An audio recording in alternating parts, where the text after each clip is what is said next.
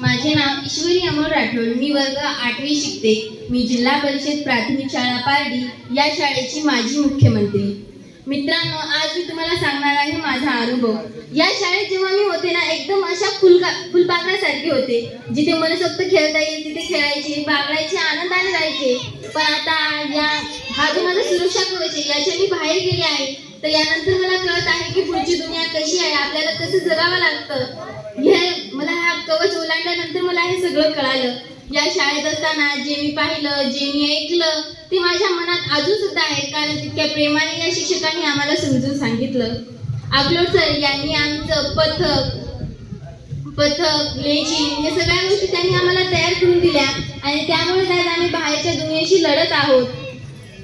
खजिने सरांनी आम्हाला आपलं हस्तलिखित कसं असलं पाहिजे, आपलं लेखन कसलं पाहिजे हे त्यांनी आम्हाला शिकवलं. चित्र काढायचे हे त्यांनीच आम्हाला शिकवलं. ते जेव्हा बोर्ड रंगवायचे ना, तेव्हा आम्ही त्यांच्याकडे उत्सुकतेने बघायचो. आम्हाला फार आनंद व्हायचा, कारण की आमच्या शाळेमध्ये एवढे चांगले असे शिक्षक आहे याचा आम्हाला अभिमान वाटायचा.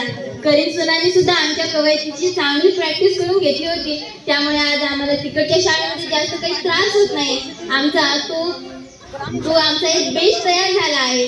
आणि काळे सरांनी तर आम्हाला विज्ञान इतक्या छान प्रकारे शिकवला की खूपच छान. आज तिथे विज्ञानामध्ये एवढी अडचण जात नाही. आम्हाला प्रत्येक गोष्टीची माहिती त्यांनी करून दिली. वेगवेगळे प्रयोग त्यांनी आमच्या समोर आम्हाला करून दाखवले.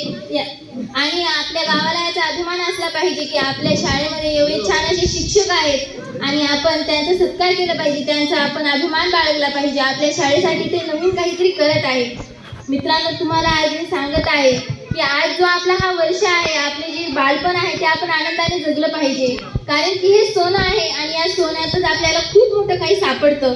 म्हणून आपण याचा आनंद घेतला पाहिजे. जेव्हा याच्या बाहेर पडतो ना, तेव्हा सगळं काही संपलेलं असतं. तिथे कोणालाही बघत नाही, कोणाच्या फिलिंग्स वगैरे काहीच तिथे नसतं. फक्त एक माणूस आहे, त्याला शिकवायचं एवढं शिक्षकांचं म्हणणं असतं.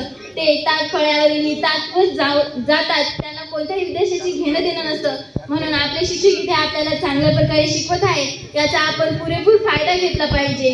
खरंच मी जेव्हा इथे होते ना, तेव्हा मी एकदम अगदी आनंदाने खेळायचे, आनंदाने बागडायचे. तर आम्हाला रागवायचे त्याचं आम्हाला काही वाटायचं नाही, कारण की थोड्या वेळानंतर आम्हाला हसवायचे, खेळवायचे, काही वाटायचं नाही. पण तिथे एकदम अशी शिस्तबद्ध शाळा आहे.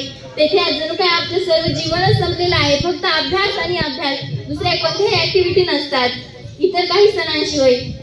मित्रांनो, खरंच तुमचं हा जीवन खूपच आनंद आहे. मला आज वाटतं की मी पुन्हा या शाळेत यावं, पुन्हा या शाळेत आनंदाने बागडावं. आज जेव्हा पहिल्यांदा मी आपली ही शाळा पाहिली, तेव्हा माझ्या डोळ्यात अक्षरशः अश्रू आले. कारण मला माझा निरोप समारंभ आठवतो. त्या दिवशी मी या शाळेकडे बघून असंच रडत गेली होती. मित्रांनो, तुमचं जीवन चांगलं आहे आणि मी खास करून 7वीला सूचना देऊ इच्छिते की हा वर्ष तुम्ही आनंदाने जगा, अभिमानाने जगा. कारण यापुढे सगळं संपलेलं असतं. तुम्हाला वाटतं की यापुढे जाऊन आम्ही खूप काही करू, खूप काही मोठं करू, पण तेवढं काहीच करता येत नाही. पुन्हा पुन्हा आपल्याला आपलं गाव आठवतो, आपल्या माहेरची पाखरं आठवतात. तिथे काहीच नसतं, सगळं काही संपलेलं असतं. म्हणून या वयातच आपल्याला जे जगायचं असतं ते आपण जगून घ्यायचं असतं. युवराज माने सरांनी सुद्धा आम्हाला खूप काही गोष्टी शिकवल्या. वेगवेगळ्या स्पर्धांमध्ये आम्हाला भाग घ्यायला लावलं. त्यामुळेच आज मी इथे बोलू शकत आहे. कुलकर्णी सरांचं या शाळेविषयी योग्य मार्गदर्शन आहे. ते प्रत्येक शिक्षकाकडे लक्ष देणे पाहतात, प्रत्येक विद्यार्थ्याकडे ते लक्ष देतात. म्हणून आज आपली शाळा सगळ्यांच्या ओठावर गाजत आहे.